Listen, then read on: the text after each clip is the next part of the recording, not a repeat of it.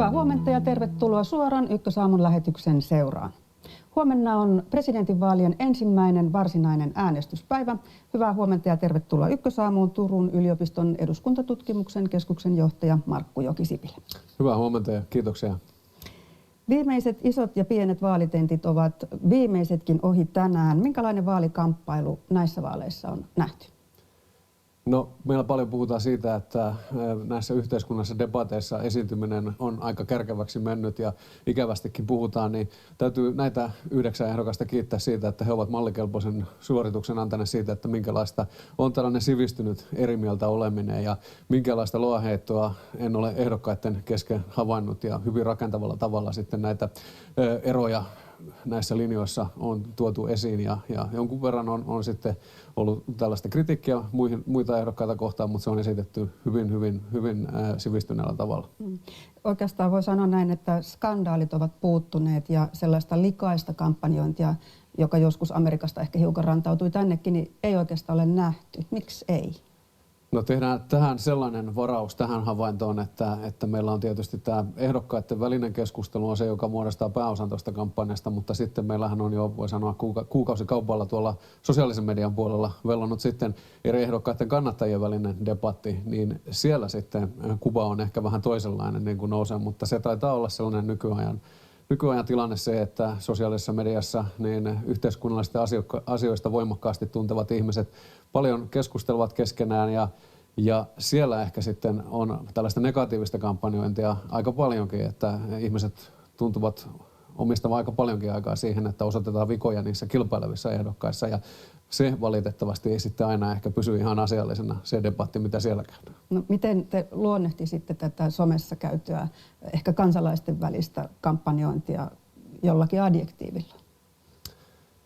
No, en tiedä pystynkö tähän nyt yksittäistä adjektiivia kehittämään, mutta tuntuu, että se on tietysti hyvä, että ihmiset ovat kiinnostuneita presidentinvaaleista ja yhteiskunnallisista asioista yleensä, mutta tuntuu, että nykytermejä käyttäen, niin osa ehdokkaista on mennyt ihon alle ihmisille niin paljon, että tuntuu, että tällaisia yksittäisiä aktiivisia X:n entisen Twitterin keskusteluja löytyy, jotka haluavat sitten kertoa omalle yleisölleen jopa 10 twiittauksilla päivässä, kuinka huono joku kilpaileva ehdokas on. Ja se on hivenen sellaista, sanoisin, että kun mietitään, että miten Suomessa nyt on totuttu viime vuosina kamppailemaan eduskuntavaaleissa, presidentinvaaleissa varsinkin, joka on luonteeltaan ihan omalainen, niin se on vähän sellaista erilaista kuin mihin on totuttu. Mutta se, että johtuuko se sitten meillä jostain yleisemmästä yhteiskunnallisen ilmapiirin muutoksesta vai siitä, että sosiaalinen media nyt luonteeltaan on sitten tällainen kärjistyksiin rohkaiseva ja tällaista polarisaatiota tuottava, niin siihen on vaikea ottaa kantaa.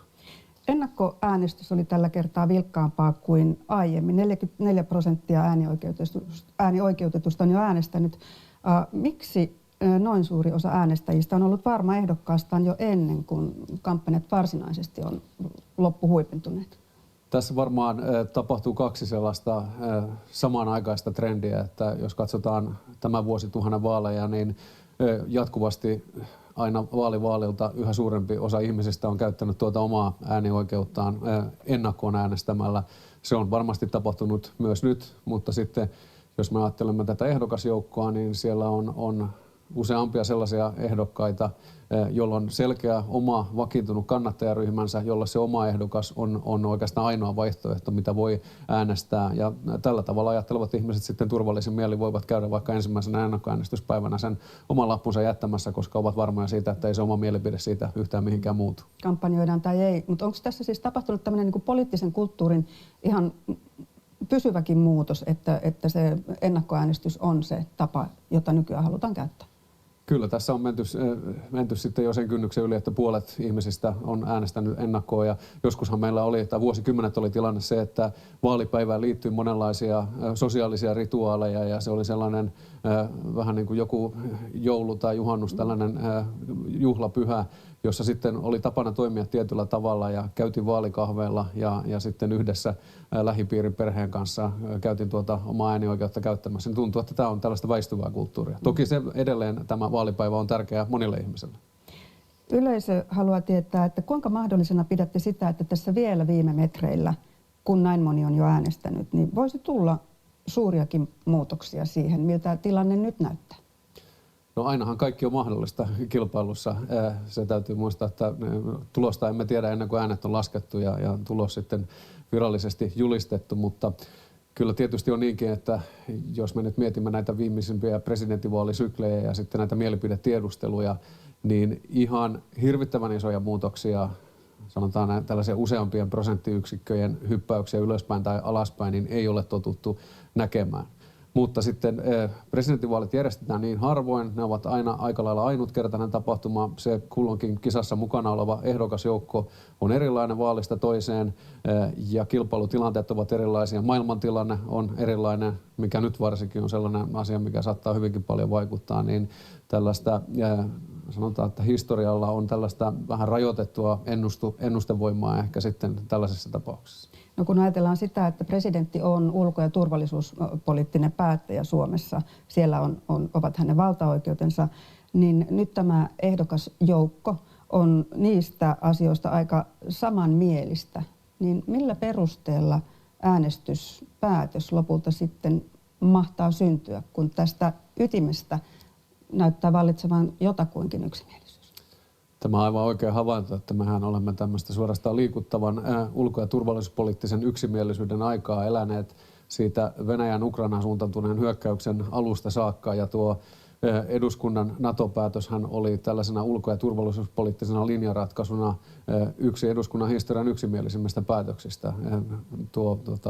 Puolesta äänestäneiden määrä oli suurempi kuin mitä aikanaan 1948 YYA-sopimuksen suhteen tai sitten 1994 EU-jäsenyyden suhteen.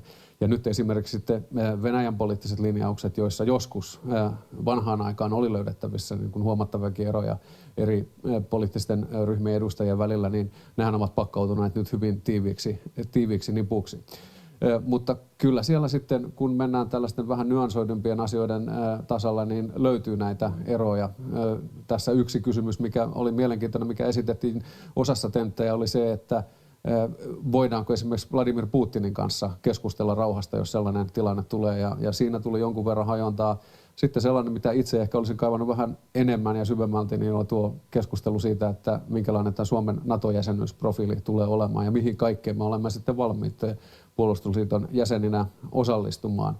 Mutta sekin ilmiselvästi oli sellainen, kun puhuttiin esimerkiksi näistä ydinaseiden kauttakuljetuksista ja sitten erilaisiin offensiivisiin operaatioihin osallistumisesta, niin siellä on sitten eroja ehdokkaiden välillä. Tästä puhutaan tästä Suomen ulkopolitiikasta ja tästä Suomen roolista Natossa tänään myöhemmin.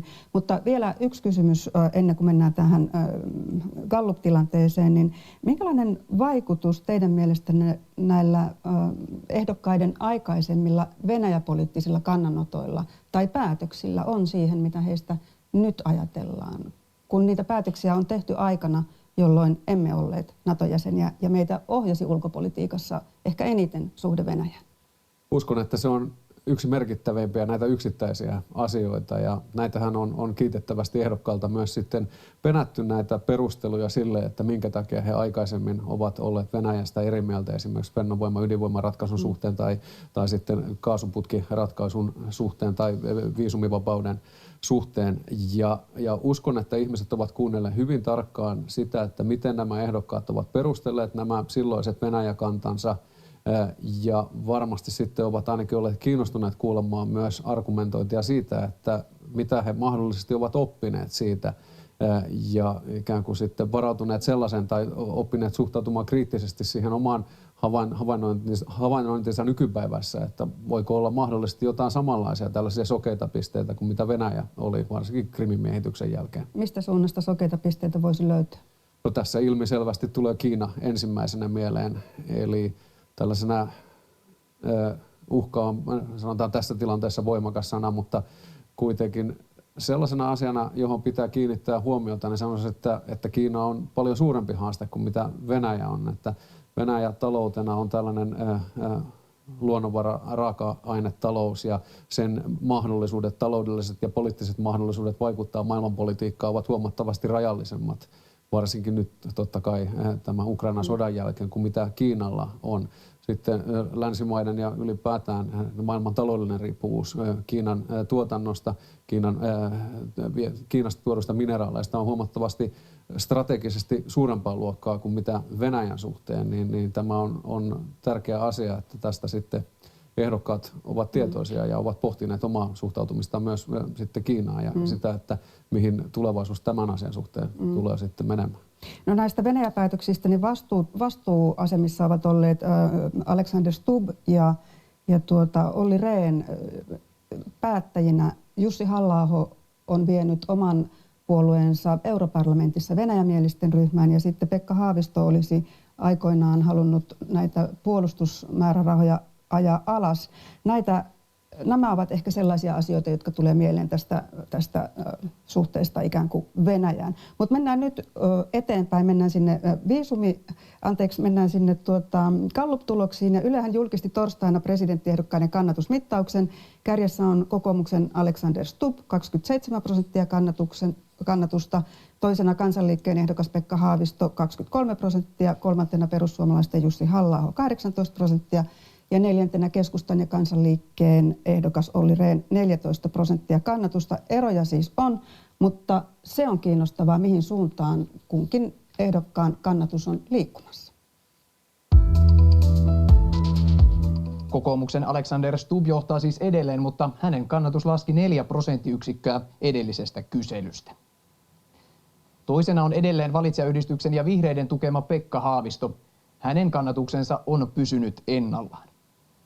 Kolmanneksi kiilasi puolestaan perussuomalaisten Jussi Halla-aho, joka paransi kannatustaan 8 prosenttiyksikköä. Myös Valitsijayhdistyksen ja Keskustan Olli Rehn lisäsi suosiotaan hieman. Tässä vielä kaikkien ehdokkaiden lukemat. Toimittaja siinä oli Pietu Heiskanen ja yleisö kysyy, keillä on vielä mahdollisuudet, tosiasialliset mahdollisuudet yltää toiselle kierrokselle? Ihan kärkeen totean, että kaikilla on mahdollisuus. Enkä halua sanoa, että niin peli on pelattu minkään ehdokkaan osalta, mutta toki on selvää ja totta se, että todennäköisyydet siitä, että toiselle kierrokselle voi päästä, niin vaihtelevat sitten aika kovasti ehdokkaiden välillä. Tuo oli mielenkiintoinen sekä tuo Helsingin Sanomien viimeinen gallup että tämä Ylen gallup, koska jos noita sitten lähtee ekstrapoloimaan noita trendejä siitä, että miten kannatus on kehittynyt siihen pisteeseen sen edellisen kuukauden aikana, niin siinähän kummankin mielipidetiedustelun suhteen ollaan sitten vaalipäivänä aika lailla mielenkiintoisessa tilanteessa, että niin kuin kaikkien kolmen kärkiehdokkaan janat ovat aika lailla siellä samassa pisteessä. Ja siellä se näyttää, ne käyrät kulkevat suoraan kyllä, ja alas ja ylös. Mutta kun vaaleissa yleensä puhutaan tai usein puhutaan voittajavankkuri-ilmiöistä, niin voiko tästä tuloksesta jotenkin niin kuin nähdä, että mikä olisi nyt se voittava vankkuri? No jos ajatellaan, että voittajavankkurit-ilmiö tapahtuu sitten sen ehdokkaan kohdalla, jossa se nousukäyrä on kaikkein jyrkin, niin sehän on Jussi Halla-ahon kampanja, jossa sitten oli 5 prosenttiyksikön nousu. Siellä taustalla kuitenkin myös Olli Rehn sitten oli parantanut omia asemiaan 2 prosenttiyksiköllä.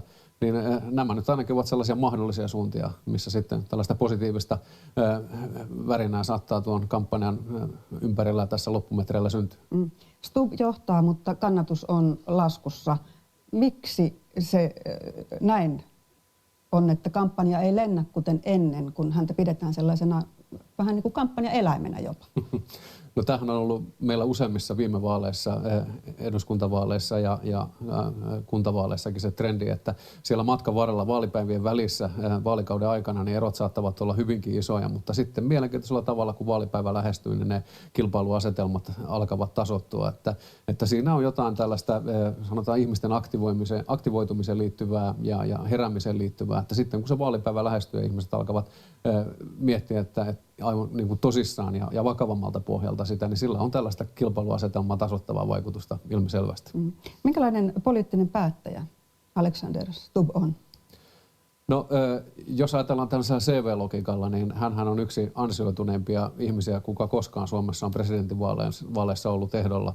Eli meiltä löytyy aiemmasta historiasta ainoastaan yksi, Johannes Virolainen, joka on ollut presidentinvaaleissa ehdolla niin, että on aiemmin pitänyt hallussaan sekä pääministerin, valtiovarainministerin että ulkoministerin salkkua. Eli siinä mielessä voi sanoa, että niin tämä ansioluettelo on kunnossa. Ja muutenkin niin tämä 9 ehdokkaan joukko on mielenkiintoinen.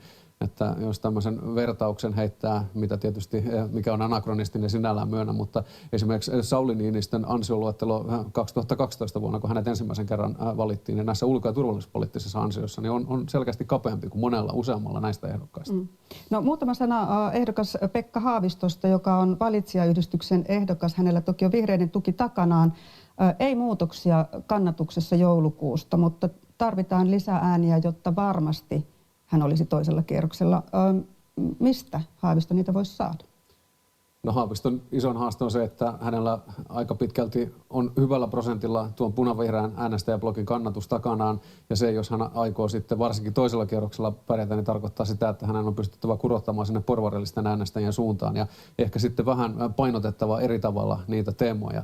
Eli varmaan hänellä se sellainen asetelma on se, että se pelikirja, millä päästään ensimmäiseltä kierrokselta jatkoon, niin on vähän harmittavalla tavallakin toisenlainen kuin sitten se pelikirja, millä voitetaan tuo toinen kierros. Onko se vaikuttanut jotenkin hänen kampanjaansa niin, että se on jo nähtävissä tämä vaikeus? No tässä jonkun verran on käyty keskustelua siitä, että onko hän esimerkiksi noihin vaalikonevastauksiin niin kuin toisella tavalla vastannut kuin mitä eduskuntavaalien yhteydessä, mutta kyllä minun mielestäni hän johdonmukaisesti tuolla omalla linjallaan on edustanut tätä tällaista ihmisoikeuslähtöistä ulkopoliittista linjaa, josta hänet tunnetaan sieltä jo kahdelta aikaisemmalta kierrokselta tai kahdelta aikaisemmalta presidenttivaalikesasta. No minkälainen poliittinen päättäjä Haavisto on?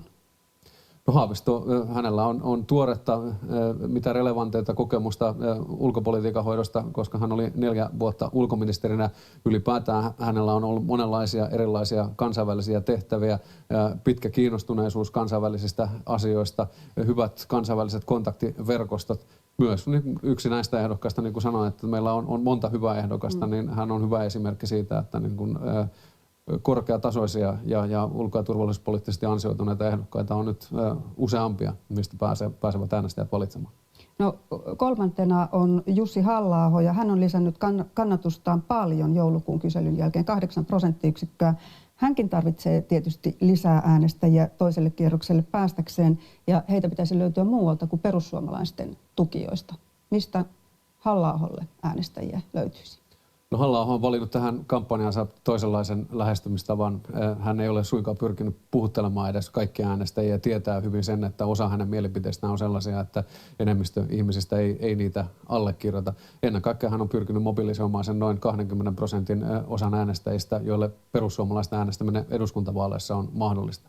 Mutta jos me ajattelemme vähän laajemmin äänestäjäkuntaa, niin kyllä tällaisia kansallismielisesti ajattelevia arvokonservatiivisia äänestäjiä, niin niitä on enemmän kuin mitä se perussuomalaisten kannatus, että niitä löytyy kokoomuksen riveistä, keskustan riveistä aivan yhtä lailla, niin kyllä se potentiaali hänelläkin on isompi kuin pelkästään se, mitä perussuomalaisia eduskuntavaaleissa äänestetään. No hänestä ei ole kokemusta hallituksessa, hän ei ole ollut ministerinä eikä käyttänyt siinä mielessä valtaa, mutta eduskunnan valiokuntia hän on johtanut ja tosiaan, kuten mainitsin, niin vienyt puolueensa sinne venäjämielisten joukkoon europarlamentissa. Minkälainen kuva Halla-ahosta on syntynyt poliittisena päättäjänä? No voisin sanoa, että hän on kyllä omalaisensa hahmo, aivan erilainen kuin mitä poliitikot keskimäärin on. Ja hänen tätä uransa pidemmältä ajalta on leimannut sellainen kaiken kosiskelun puuttuminen ja se, että hän on hyvin johdonmukaisesti edustanut niitä omia näkemyksiään, jotka osin ovat hyvinkin epäsuosittuja. Ja tuo, mitä totesit hänen ulkopoliittisesta kokemuksestaan, niin se pitää paikkansa, mutta kuitenkin 4 vuotta ulkoasiainvaliokunnan puheenjohtajana eduskunnassa sitten europarlamentaarikkona, niin kyllä hänelläkin näitä ansioita on. Ja huolimatta siitä, että vaikka sitten perussuomalaiset puolueena europarlamentissa meni tuohon venäjämielisten puolueiden ryhmään, niin Halla-aho on yksi niistä ehdokkaista, jolla tämä Venäjä-kriittisyys niin kun menee kaikkein pisimmälle historiaan. Että hänellä ei oikeastaan voi sanoa, että henkilökohtaisesti tällaista Venäjän myönteistä vaihetta olisi ollut missään vaiheessa. Että kyllä hän on puhunut tästä Venäjän historian pitkästä autoritäärisestä linjasta niin pitkään kuin hän on julkisesti näitä kannanottoja esittänyt. No sitten 4. Olli Rehn, hänen kannatuksensa on noussut 2 prosenttiyksikköä joulukuusta. Miltä se nyt näyttää? Voiko vielä olla mahdollisuuksia nousta kisaamaan Rehnillä toisen kierroksen paikasta? Rehnin kampanja on ilmiselvästi piristynyt tässä ja voi sanoa, että monessa mielessä tuo hänen henkilökohtainen tenttinsä Ylellä, niin se oli varsin mallikelpoinen suoritus. Itse en havainnut siinä ensimmäistäkään tämmöistä virhettä tai mokaa tai ikään kuin huonoa vastausta mihinkään kysymykseen.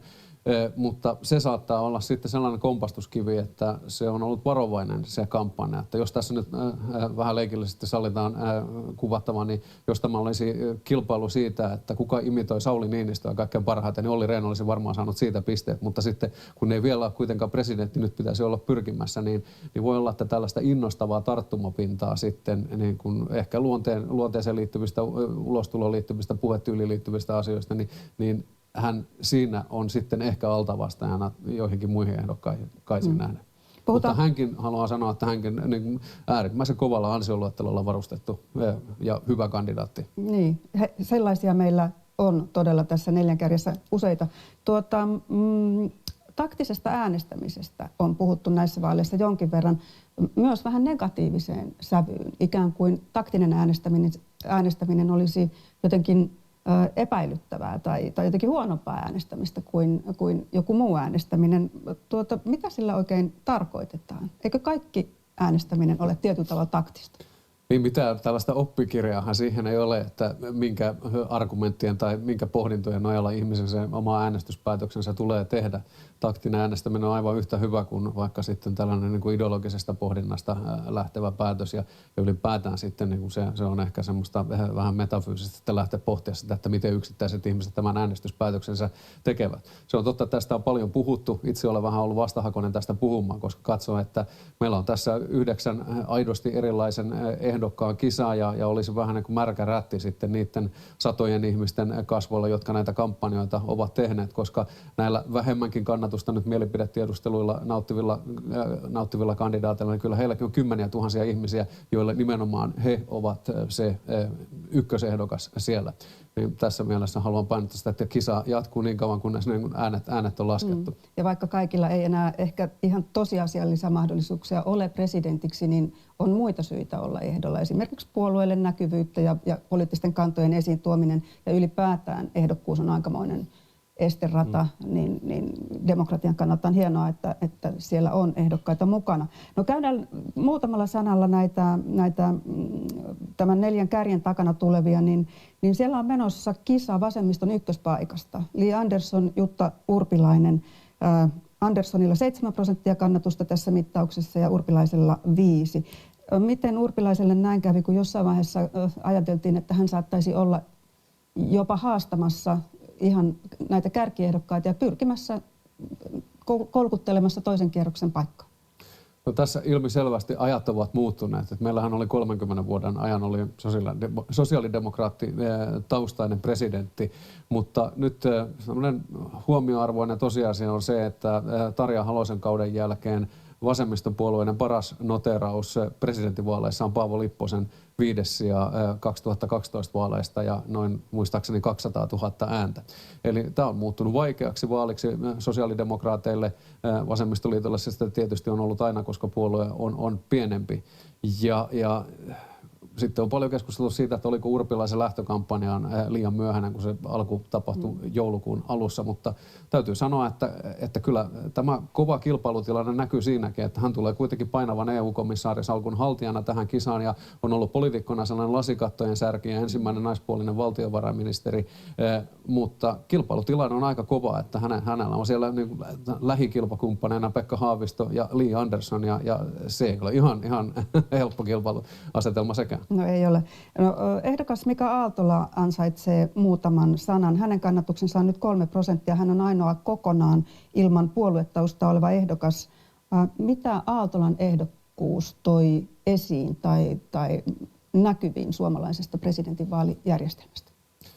No sanon ihan kärkeä sen, kun olen kuullut jonkun verran tämmöisen alentuvaan sävyyn puhuttavan tuosta Mika Aaltolan kampanjasta, niin haluan nostaa hattua hänelle, että hän lähti tuolta kansalaisyhteiskunnan puolelta tätä valitsijayhdistysreittiä kokeilemaan.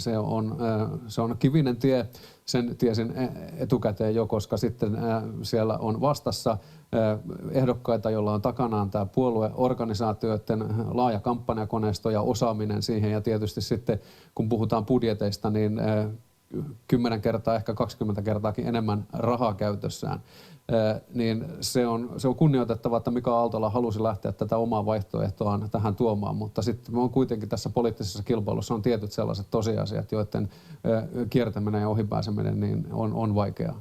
Jollei mahdotonta. Tai siltä se ainakin nyt tässä näyttää, että sellaista Macron-tyyppistä liikettä ei syntynyt. Joo, ei syntynyt tähän kampanjan ympärille ja tietysti siinä on sekin tosiasia, että kilpailutilanne Mika Aaltolan kaltaisella ehdokkaalla, jolla on tunnettuutta tutkijana ja arvostusta sitten näiden kansainvälisen politiikan ilmiöiden asiantuntijakommentaattorina, niin sitten kun katsotaan diplomatian hoitamista ja ulkopolitiikan tekemistä, niin siinähän hänellä ei varsinaista kokemusta ole. Ja kilpailutilanteessa, jossa siellä on sitten koko joukko sellaisia ehdokkaita, jotka ovat pitäneet painavia asemia hallussaan tässä suhteessa, niin kyllä se on vaikea asema lähteä haastamaan. Ja sitten vielä muutama sana Sari Essayahista ja Harri Harkimosta. Mitä he ovat saavuttaneet ehdokkuudella? No siellä varmaan kummallakin niin kun yksi tärkeä motiivi on ollut sitten tämän oman puolueen vaihtoehdon esillä pitäminen ja molemmat ovat ihan ansiokkaasti siinä suhteessa pärjänneet. Sari Essayahin kampanjasta jää mieleen, että hän on ehkä ollut se ehdokkaista, joka tiukimmin sitten on tuossa Israel-Palestiina-konfliktissa ottanut Israelin puolesta kantaa. Nyt sitten tässä Ylen viimeisessä suuressa tentissä niin hänen vähän epäkiitolliseksi asemakseen jäi sen ensimmäisen tunnin aikana toimia nykyhallituksen talouspolitiikan puolustajana. Hjallis Harkimo on ollut piristävä omanlaisensa ehdokas, jonka varsinkin ajatukset siitä, että mikä mahdollinen rooli presidentillä voisi sisäpolitiikassa olla, niin on hyvin mielenkiintoista. Hän on hahmotellut tällaista talouspoliittisen taustapirun ja neuvonantajan roolia, joka sitten tarvittaessa kutsuisi pääministeri suorastaan puhutteluun. Niin on vähän tullut jopa Kekkosen ajat mieleen noista Harkimo-visioista. No mennään sitten ulko- ja turvallisuuspolitiikkaan. Sellaista päättäjää tässä haetaan. Suurin päätös siltä alueelta on tehty, kun Suomesta tuli 4.4.2023 Naton jäsen. At times like this, friends and allies are more important than ever. And Finland now has the strongest friends and allies in the world.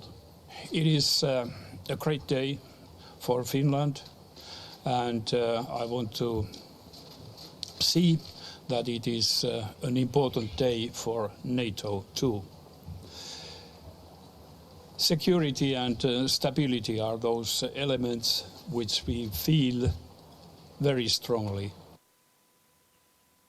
Ystävyyttä ja turvaa korostivat Naton pääsihteeri Jens Stoltenberg ja presidentti Sauli Niinistö. Suomi on ollut nyt 10 kuukautta Naton jäsen ja siis sotilaallisesti liittoutunut maa. Miten se mullisti Suomen ulkopolitiikan?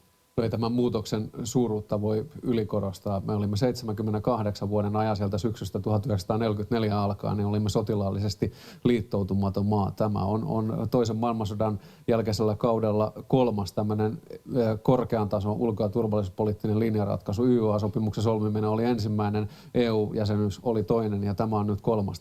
Tähän kategoriaan tämä sijoitan. Eli kyllä voi sanoa, että ulko- ja turvallisuuspolitiikassa kaikki on muuttunut nyt tämän NATO-jäsenyyden myötä. Kaikki on muuttunut. Missä määrin on nykyään Suomen oma asia, mitä itärajalla tapahtuu?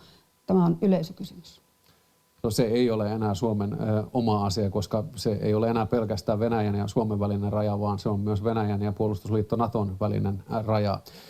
Ja Suomi on paremmassakin asemassa tätä asiaa hoitamaan, koska meillä on nyt käytössä esimerkiksi Naton tiedustelutietoa, sellaista, jota aikaisemmassa tilanteessa ei ollut. Mutta kyllä täällä väistämättä sitten tämä NATO-jäsenyys on sellainen asia, joka vaikuttaa sitten tähän Suomen itärajaa koskevaan päätöksentekoon aivan keskeisesti. Kasvaako vai väheneekö presidentin valta tästä eteenpäin, kun olemme NATO-jäseniä? No kyllä se kasvaa, koska Suomen edustaa noissa NATO-huippukokouksissa presidentti ja tämä NATO-jäsenyys tuo sinne EU-politiikan ulkopuoliseen ulkopolitiikkaan aivan uudenlaista painoarvoa. Tuo sinne toisen tällaisen kansainvälisen yhteisön jäsenyyden, mitä EU on ollut sitten meillä vuodesta 1995 saakka, niin nyt sitten kaikissa ulko- ja turvallisuuspolitiikan kysymyksissä, sotilaskysymyksissä, niin NATO on se keskeinen viitekohta samalla tavalla kuin mitä EU on meillä ollut sieltä 90-luvun puolivälistä niissä politiikan sektoreissa, jotka Euroopan unionin kannalta ovat olennaisia. No Yhdysvallat on Naton johtava maa, vahva maa siellä. Tarkoittaako tämä sitä, että Suomen ulkopolitiikka linkittyy entistä enemmän Yhdysvaltoihin? Kyllä, yhdessä tämän DCA-puolustusyhteistyösopimuksen kanssa se sitä väistämättä tarkoittaa. Tässä voi vertailukohtana heittää esiin sellaisen ajatuksen, että jos me mietimme, että kuinka paljon EU-jäsenyyden aikana Suomi on esimerkiksi niin kriittisiä kantoja esittänyt vaikkapa Saksasta tai Ranskasta, jotka ovat unionin johtavia jäsenvaltioita, niin samalla tavalla nyt sitten jatkossa niin otamme omassa ulko- ja turvallisuuspoliittisessa linjanmäärittelyssä huomioon sen, mitä Naton johtava valtio Yhdysvallat tekee. No, Suomi oli EU-jäsenyytensä aluksi jonkinlainen mallioppilas tai sellaisena meistä puhuttiin. Mitä tarkoittaisi olla mallioppilas Natossa? Ja monessa suhteessahan me jo liittyessämme olemme mallioppilas puolustusliitossa, koska tuo esimerkiksi puolustusmenojen osuus bruttokansantuotteesta on sillä tavoitetasolla, mikä Natossa vallitsee. Ja meillä on erittäin vahva itsenäinen puolustuskyky asevelvollisarmeijan ja suuren reservin kautta. Ja Natohan voi sanoa, että oikein mielellään varmasti toivotti Suomen tervetulleeksi näiden asioiden takia. Mutta sitten jos mennään pidemmälle, niin tällainen mallioppiluus tarkoittaisi tietysti sitä, että meillä pitää lähtökohtainen valmius olla osallistua kaikkiin operaatioihin ja olla aktiivinen unionin tai Naton jäsen. Ja se sitten tarkoittaa sellaisia uudenlaisia kysymyksiä, että miten me suhtaudumme esimerkiksi siihen, että jos suomalaisia sotilaita kuolee NATO-operaatioissa tai sitten jos vaikka Naton operaatiot, joissa Suomi on mukana, niin vaikkapa pommitukset niin kuin Libyassa 2011 tuottavat siviiliuhreja, niin nämä on sellaisia asioita, joihin on henkisesti hyvä ryhtyä varautumaan. No, Suomi haluaa mielellään identifioitua Pohjoismaihin ja tietysti me olemme puhuneet paljon Ruotsista. No, Ruotsista ei nyt voi ottaa mallia, kun Ruotsi ei ole NATO-jäsen. Mistä löytyisi meille viiteryhmä tai lähin kumppani tai malliesimerkki, jos Pohjoismaita ajatellaan? Ja mitä se tarkoittaisi, jos seurattaisiin sitä esimerkkiä? Niin, Tanska, vaikka se aikanaan jäseneksi liittyessään NATOon, niin teki erilaisia rajauksia, niin sehän on tässä viime vuosikymmenen ollut hyvin aktiivinen ja lähettänyt sitten sotilaita esimerkiksi Afganistanin kaikkein kovimpinkin paikkoihin.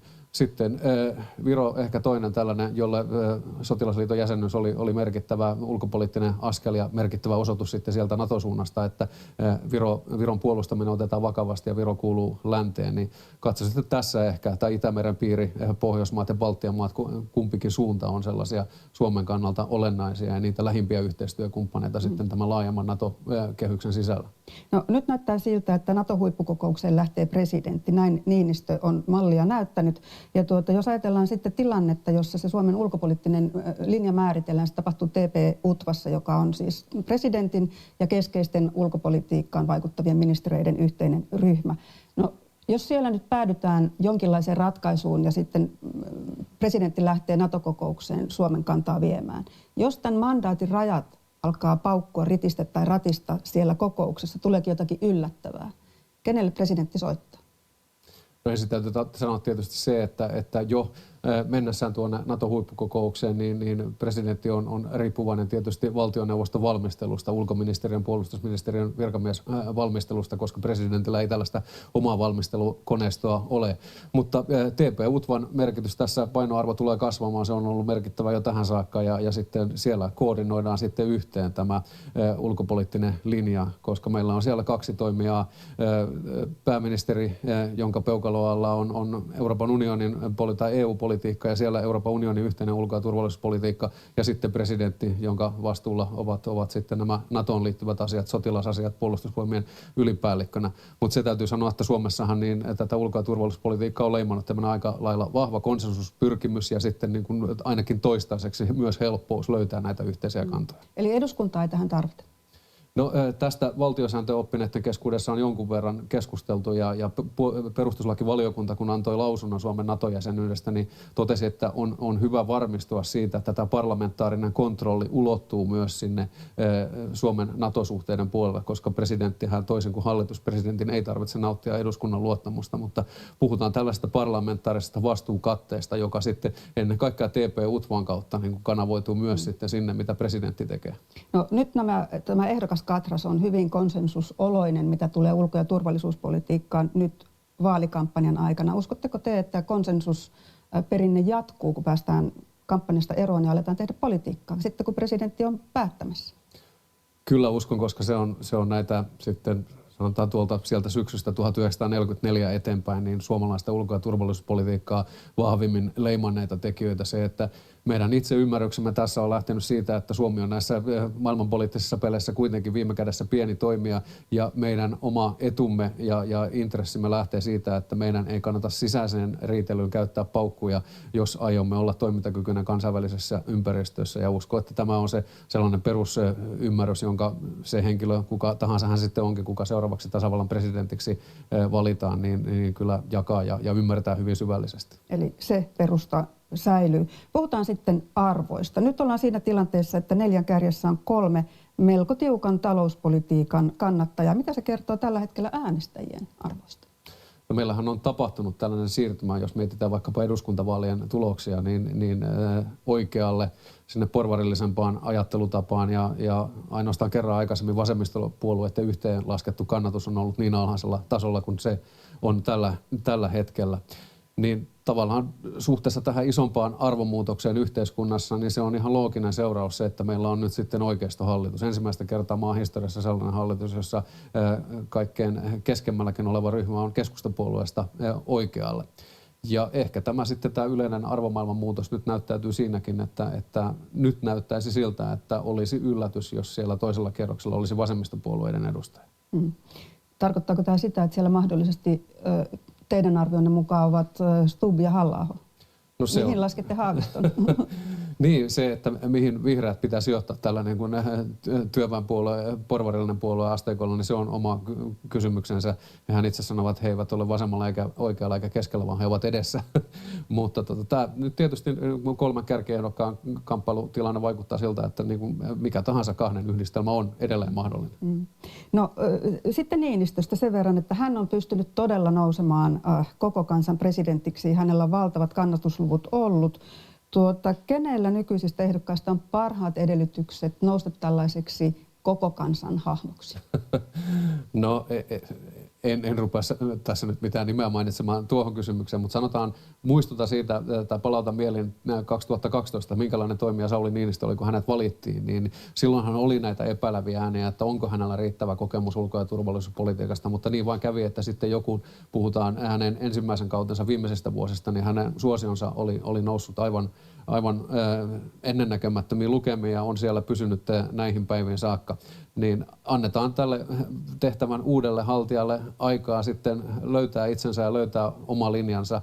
Ja tämä luottamuksen lunastaminen ei se tietysti yön yli tapahdu, että se on varmasti ensimmäisestä kaudesta niin kuin puolet tulee menemään siihen, että kansalaiset tottuvat uuteen presidenttiin ja uusi presidentti tottuu siihen tehtäväkenttään, joka hänellä on hoidettava.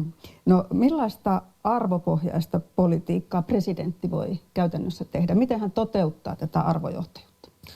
No presidenttihan perinteisesti meillä luovuttaa tuon jäsenkirjansa, puolueen jäsenkirjansa pois, eli se on sellainen ensimmäinen asia, mikä hänen arvojohtajuudessa huomioitava, että se ei voi olla puoluepoliittisesti painottunutta se toiminta tiettyjen arvojen puolesta. Eli sitten puhutaan tällaisista suurista suomalaisista arvoista, esimerkiksi yhteiskunnallinen tasa-arvo, hyvinvointiyhteiskunta, ajatus siitä, että kaikki yhteiskunnan jäsenet ovat tärkeitä ja sitten tällainen isänmaallisuus, mikä ehkä terminä on hivenen vanhakantainen jo, mutta kuitenkin sellainen, että se Suomen etu ja Suomen asia niin on se kaikkein tärkein tehtävä presidentillä ja politiikassa hän edustaa tällaista vakauttavaa voimaa, koska hänen virkakautensa on pidempi, hän on puoluepolitiikan ulkopuolella ja tietyllä tavalla tässä poliittisessa järjestelmässä hän on sen kansallisen edun korkein vartija.